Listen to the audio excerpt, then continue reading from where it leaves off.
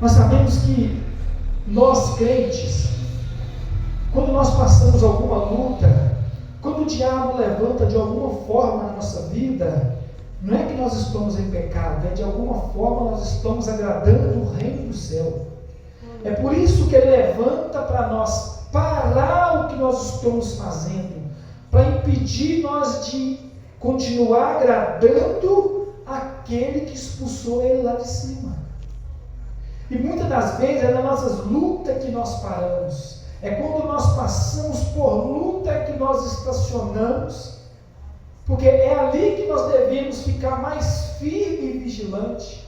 Paulo ele chegou a dizer para aquela igreja que era para ela continuar firme na palavra, vigilante na oração, perseverante na oração. Ele disse mais aqui: portanto, tomai toda a armadura de Deus para que possais revestir nos dias maus. Ele pediu para que aquela igreja ela revestisse de coisas que defendiam mais do que atacavam. A única coisa que a pessoa estava na mão era a espada, mas as outras coisas eram couraça da justiça, calçai os pés com a preparação do evangelho da paz, embraçando sempre com o escudo da fé, o qual podereis apagar todos os dardos inflamados do maligno, e tomai também o capacete da salvação. Tudo isso é para a proteção do crente. Glória a Deus! Então nós temos que aprender uma coisa, que no nosso meio, na nossa caminhada no evangelho, nós não temos interesse nenhum de lutar contra o meu próximo, de lutar contra o meu irmão, contra aquele que está chegando agora, contra aquele que está no nosso meio.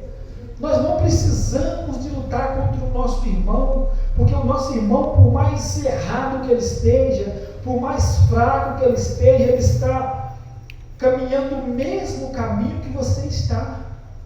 Se o irmão está mais fraco na fé e você está mais forte, ensina ele, endireita ele o caminho que você está para ele também. Muitas das vezes nós julgamos aquela pessoa que está mais fraca do que nós e não dando aquela atenção especial que aquela pessoa talvez precisa. Porque, meus irmãos, nós temos que instruir aquela pessoa, porque todos nós somos iguais diante de Deus. Se aquela pessoa está interessada em andar no caminho, qual que é a nossa obrigação? De instruir, de ensinar, porque o Senhor, Ele agrada disso. Ele nos deu a capacidade para ensinar, Ele nos deu a palavra, a sabedoria, o conhecimento, para ensinar aquela pessoa que precisa ser ensinada. Porque se nós julgar, se nós maltratar, machucar, aquela pessoa vai sair, ela vai desanimar, ela vai desistir. Olha o que ele disse aqui, mais embaixo aqui, ó. A palavra de Deus com toda oração e súplica, orando em todo o tempo no Espírito, e para isso vigiando com toda a perseverança. O crente, meus irmãos, é obrigatório ele orar 24 horas por dia. Ah, meu irmão, mas como é que eu vou orar 24 horas por dia, que eu tenho que trabalhar, que eu tenho que fazer meus afazeres? Não é oração. Quando a Bíblia diz orar sem cessar, não é para você ficar dentro do ônibus orando, meu Deus abençoe, repreende todo mal. Não é para você estar no seu serviço orando em voz alta, é para você estar em espírito, todo o tempo, porque a mente do crente, todo o tempo tem que estar em espírito, porque a qualquer momento Jesus volta. Por mais que nós não estamos falando em voz alta, nós estamos ali lavando vazio, meu Deus abençoe, no espírito, pensando, meu Deus abençoe, você repreende todo mal da minha vida, me livra, Senhor. Meu Deus, livra minha alma agora, meu Pai. Se acontecer qualquer coisa comigo, perdoa meus pecados. Principalmente quando uma pessoa está no trânsito dirigindo. A pessoa tem que estar sempre orando. Eu, quando estou no trânsito dirigindo de moto de carro, eu sempre orando, meu Deus, perdoa os pecados desde já, porque eu não sei o que acontece aqui na eu fico orando assim, meu Deus, repreende todo mal, repreende, meu Pai, me livra. Se eu morrer agora, meu Pai, recolhe a minha alma, Senhor. É desse jeito que funciona. Você está lá no prédio trabalhando, lá nas alturas, meu Deus, me perdoa meus pecados já, eu já estou te pedindo perdão, porque eu não sei o que vai acontecer comigo. Paulo, ele alertou aquela igreja para fazer isso tudo. Olha o que ele diz mais embaixo aqui. Para que me seja dada no abrir da minha boca a palavra, para com intrepidez fazer conhecido o mistério do Evangelho, pelo qual sou embaixador em cadeias, para que em Cristo seja usado para falar como bem cumprir fazê-la. Então ele pediu para aquela igreja, todo o tempo, vigiar, orar por ele, para que Deus possa dar a bênção para ele. Ele estava algemado ali, ele estava preso, mas para que Deus pudesse abrir a porta para que ele possa pregar a palavra. Por isso que a Bíblia fala, orai uns pelos outros, levai a carga um dos outros, é o que nós temos que fazer. Muitas das vezes, não estou falando da igreja de Deus e Amor, estou falando das igrejas em geral, elas se preocupam muito em lutar, em preocupar com o pecado do irmão, preocupar com por que o irmão caiu, por que o irmão está assim. Não vou preocupar com a vida espiritual, não vou preocupar com a vida material do irmão, não. Porque a partir da hora que nós preocupamos com a vida espiritual do irmão, nós vamos ajudar na vida espiritual e automaticamente a vida material dele também é abençoada.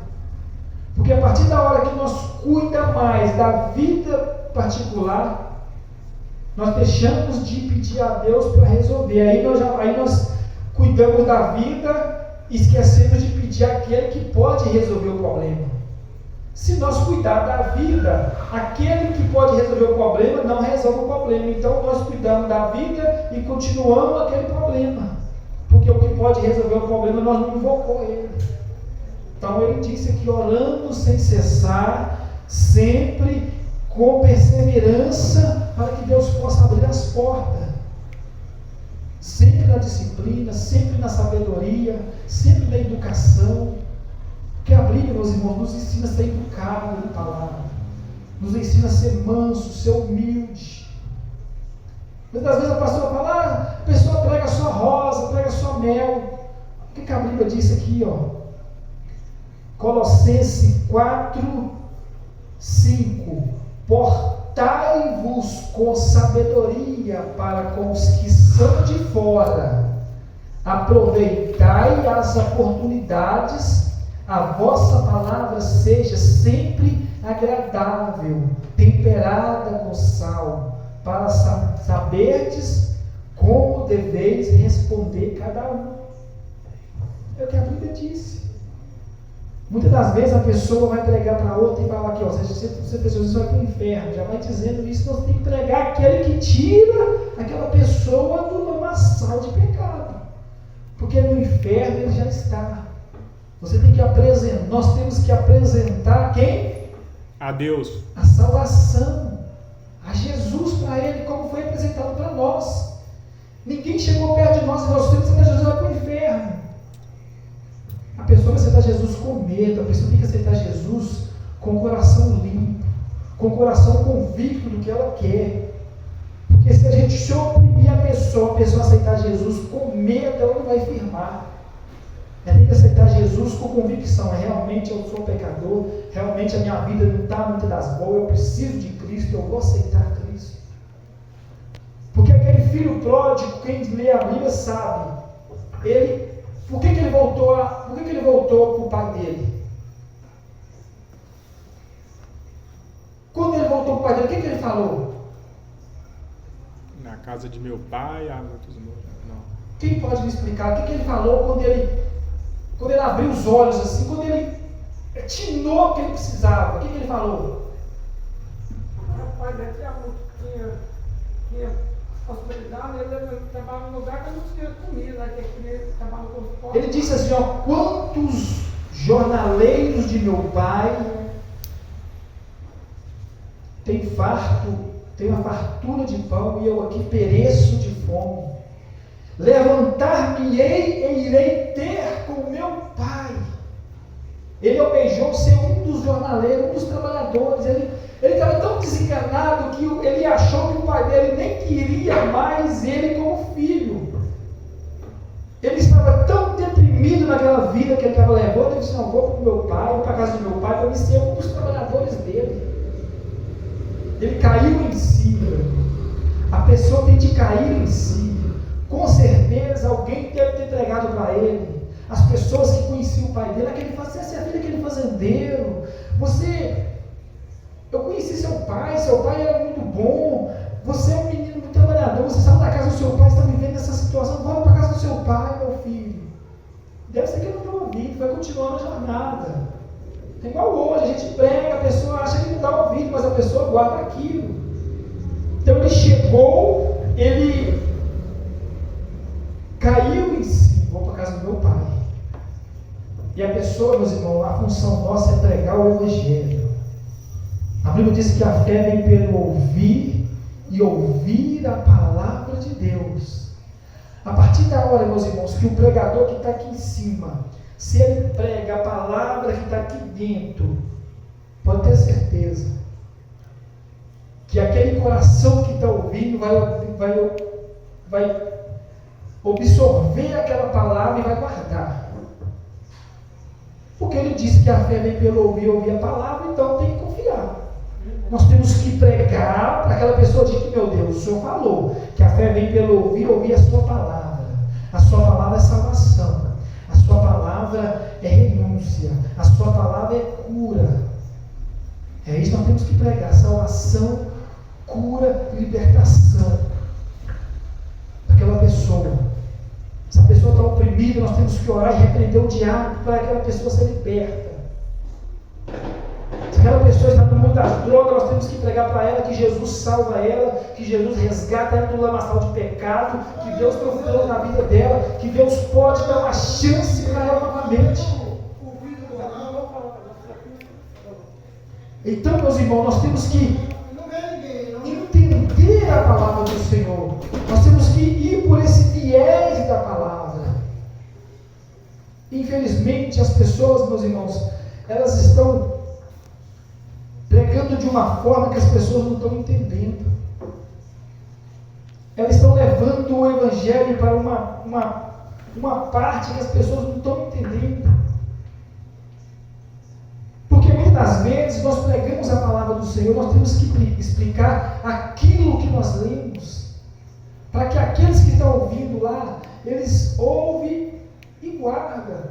Porque se eu estiver lendo uma palavra, estiver lendo uma mensagem, e explicar outra, você não vai entender, você vai ter que guardar muita coisa na sua cabeça e não vai conseguir guardar. Se eu leio uma mensagem e explico 3 mensagens, você não vai guardar nenhuma. Você vai só ouvir. Mas se eu leio a palavra e explico dentro daquilo que eu li, você vai digerir aquilo a semana toda na sua casa. Eu fui lá no domingo, o irmão pregou isso, isso e isso. A palavra vai ficar batendo, matutando no coração dele, na mente dele o tempo todo, porque ele ouviu. Agora, se eu ler aqui, se eu ler lá, se eu pego referência aqui, referência ali, referência aqui, você não vai entender. Então é por isso que as pessoas hoje em dia estão saindo confusas das igrejas. O apóstolo Paulo, ele estava preso, mesmo ele preso, ele escrevia as cartas para a igreja, ele preocupava com os crentes, ele preocupava com os membros. Eu estou preso, mas eu estou preso pela palavra, continuo orando, continua vigiando, continua buscando, continua fazendo a obra, continua perseverando na oração, porque os dias vai vir mal, os dias vai ser mal. E nós não sabemos, meus irmãos, o que vai acontecer daqui para frente. Independente de quem assumir aquela cadeira presidencial, Jesus vai estar sempre no centro da nossa vida. A Bíblia diz, meus irmãos, que as mãos do Senhor estão sobre a terra. Mas nós temos que orar, colocar nossa vida diante do Senhor. Orar todo o tempo em espírito. Nós estamos dentro da igreja, vamos orar. Nós estamos longe da igreja, vamos orar. Porque nós não sabemos que hora que o inimigo vai aparecer para nos tentar. Porque ele pode aparecer para um familiar mais próximo. Aquele que você menos pensa, não, fulano de tal está comigo todo dia, não vai levantar contra mim. Talvez ele levanta contra você e você é da família. É o que te conhece que levanta contra você. Quem não te conhece não levanta contra você, não. Quem nunca te viu não levanta contra você, não. É quem sabe da sua vida, é quem sabe do seu caminhar, é quem sabe do seu trajeto. Então nós temos que vigiar todo o tempo. O diabo levantou ali, a gente já sabe, opa, Deus te abençoe, está acontecendo alguma coisa, eu posso te ajudar, chega com educação, não vão revidar de uma forma, do jeito que aquela pessoa, senão a gente se iguala a ele, a gente tem que revidar como um cristão, porque a Bíblia diz assim, ó, então vereis a diferença entre o justo e entre o ímpio, entre o que serve a Deus e o que não serve. Igreja, nós temos que ser obrigados, nós temos que ser obrigados a ser diferente, porque Deus nos lavou, Deus nos purificou, Deus nos ensinou a ser cristão. Amém? Então nós temos que responder à altura de um cristão para aquelas pessoas que perguntam algo sobre a nossa vida. As igrejas passam por dificuldade, as igrejas passam por luta, por perseguição, por escândalo. Isso não nos afeta, porque é coisa de Deus. Por que as igrejas têm problema? Quem pode me explicar? Nós trazemos problema para a igreja? Mais ou menos. Por que a igreja tem problema? Porque a igreja somos nós? A igreja somos nós. A igreja não fala que as igrejas somos nós? Mas nem todas as pessoas que estão junto de nós, muitas ainda estão junto para falar para tudo. Né? Que às vezes nós estamos seguindo, tem um da cena para melhor e melhor. Falou bem. Nem todos que entram na igreja estão com o mesmo coração que você, que eu, que a fulano de tal. Mas só que na igreja é o lugar que dá mais problema. Sabe por quê? Porque são pessoas diferentes, são pessoas que estão ali com cada um com um problema diferente para Deus resolver. Quando uma pessoa vem para a igreja, ela não vem só, não. Ela vem com vários problemas para Deus resolver. Às vezes eu estou com um problema, aquela pessoa está com 5, aquela outra está com 6, aquela pessoa está com 10. Aí ajuda aquele tanto de problema. É ou não é? Na igreja, no meio do evangelho é o que mais dá problema. Porque somos pessoas que têm problemas para Deus resolver. E Deus consegue resolver todos os problemas. É por isso que nós que já estamos limpos, que já estamos lavados, centrados, temos que ter a visão e a paciência de tolerar aquela pessoa. Porque ele disse, levai as cargas uns dos outros. Não que você vai pegar o problema daquela irmã e resolver. Não, ela tem que resolver o problema dela também, mas você tem que chegar, irmã, chegou, irmão, está acontecendo isso e isso aqui com a minha vida. Ô irmão, vamos orar, eu não posso te ajudar com dinheiro, eu não posso te ajudar com a cesta básica, mas vamos orar para Deus enviar uma cesta básica para você. Ó irmão, não tem condição de te ajudar, eu estou desempregado, eu não tenho condição também, eu estou na mesma situação que você. Mas vamos fazer o seguinte, vamos fazer uma oração na madrugada, que Deus vai prover amanhã alguém para ajudar. Deus é esse tipo de Deus que ajuda. É nós que temos que agir a nossa fé, a nossa determinação em prol para Ele dar essa bênção para nós. Nós temos que determinar. Às vezes a pessoa, irmão, estou precisando. Irmão, também estou precisando, mas está difícil. Aí uma pessoa vem contar uma derrota, aí, irmão, também está passando a mesma, aí 2 derrotas. Se o irmão vem contar um problema para mim, eu tenho que ir com a solução para ele. Por mais que eu também esteja pior do que ele. Não, irmão, nós dois estamos no mesmo caminho, mas vamos Agora nós vamos unir a nossa força e vamos orar para Deus enviar pessoas para ajudar. Aí Deus vai na sua paz. Esse aqui, a Bíblia diz que sem fé É impossível agradar a Deus. é impossível. E aí? Então quer dizer que se eu tiver fé, eu vou agradar a Deus. Imagina um Deus agradado de nós. Ele faz muita coisa para nós, não faz. É por isso que nós temos que ter a noção.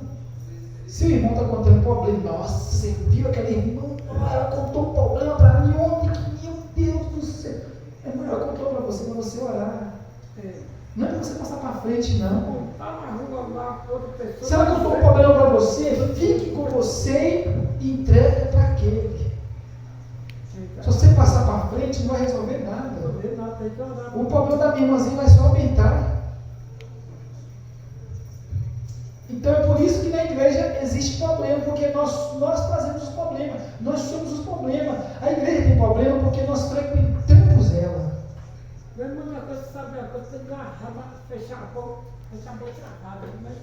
Só abrir a boca para abençoar.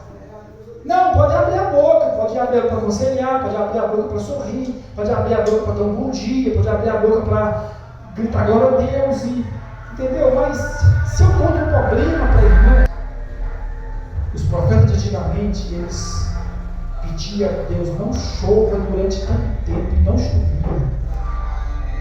Meu Deus, faz cair fogo do céu, caía.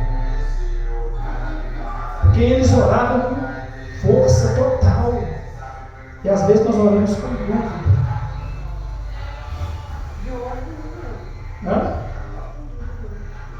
Não, muitas pessoas oram com dúvida. Será que Deus vai abençoar? Será que Deus vai operar? Eu vou orar para esse enfermo aqui, mas eu não sei se vai ser curado, não. Eu vou orar para esse enfermo aqui, mas Senhor, Deus abençoe, Senhor. Fica a dúvida, será que vai ser curado? Não, tem que orar, meu Deus, repreende todo mal em nome de Jesus. Pronto. É porque nós somos funcionários do Senhor. Porque nós vamos supor, o irmão ali é pedreiro. Se ele chega numa casa e vê lá um bocado de serviço para fazer, um bocado de cerâmica tudo torta, aí o dono do serviço fala assim, ô irmão, estou com esse serviço aqui, está tudo torto, está tudo ruim, tem solução? O irmão só de olhar assim, não tem solução, eu vou desmanchar tudo e fazer bonito. Por quê? Ele tem o dom, ele sabe o caminho de deixar aquilo ali diferente. É o que nós temos Deus, nós aceitamos a Cristo, nós temos o Espírito Santo, nós temos a palavra. Nós só precisamos de ter um pouco mais de fé. É verdade. É só isso para agradar a Deus. Amém, igrejas? 4:9. Às vezes nós brigamos muito, as igrejas brigam demais.